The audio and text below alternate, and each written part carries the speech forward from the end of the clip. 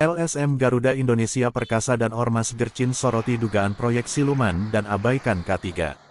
Pesawaran Sinar Berita Indonesia, Ketua LSM Garuda Indonesia Perkasa Yulian Syah, Ketua Gercin Rozi Yuni, serta beberapa jurnalis sambangi proyek provinsi tidak jelas, asal-usulnya alias siluman. Pembangunan drainase yang ada di Jalan Penghubung, Pekon atau Desa Kubu Batu Kota Jawa Kecamatan Wehilau Kabupaten Pesawaran terkesan amburadul dan kurang jelas asal-usulnya, saat rombongan tim investigasi LSM Garuda Indonesia Perkasa dan Ormas Gercin melintas di Pekon atau Desa Kota Jawa ada beberapa pekerja drainase di jalan provinsi tanpa memakai K3 dan tanpa pengawasan konsultan, Jumat tanggal 4 Oktober tahun 2024. Pelaksanaan pembangunan proyek drainase tersebut tidak sesuai dengan spesifikasi rencana anggaran pembangunan. Jadi menurut saya proyek ini agar ditinjau kembali pengerjaannya dan terkesan asal-asalan, seperti mutu materia, dan kualitasnya diragukan tidak sesuai dengan spek, pungkasnya. Ketua LSM Garuda Indonesia Perkasa Yulian Syah menegaskan bahwa keselamatan dan kesehatan kerja K3 telah diatur di dalam undang-undang. Jadi, kalau ada perusahaan yang masih membandel dengan penerapan K3 harus diberikan hukuman.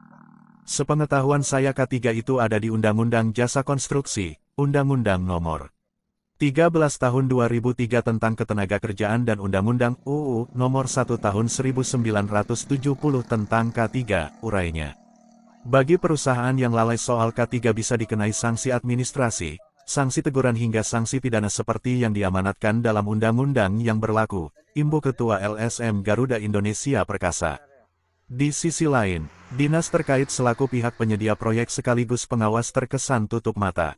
Karena seharusnya dinas tersebut dapat memberikan teguran keras kepada kontraktor yang mengerjakan proyek tanpa memasang papan nama, dan tak kalah penting rambu lalu lintas mengingat jalan yang berkelok dan banyak tikungan tajam, bukan malah membiarkannya begitu saja.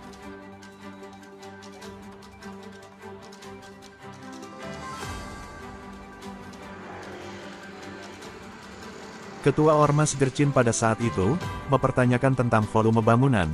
Kepala tukang menjelaskan bahwa panjangnya 145,5 meter dengan ketinggian 60 cm lebar atas 60 cm dan bawah 40 cm. Tetapi pada saat diukur oleh tim ternyata sama sekali tidak sesuai dengan apa yang dikatakan oleh kepala tukang. Hingga berita ini ditayang pihak kontraktor tidak bisa dipintai keterangan karena tidak berada di tempat. Dari Kabupaten Pesawaran, Tim Liputan Sinar Berita Indonesia, mengabarkan.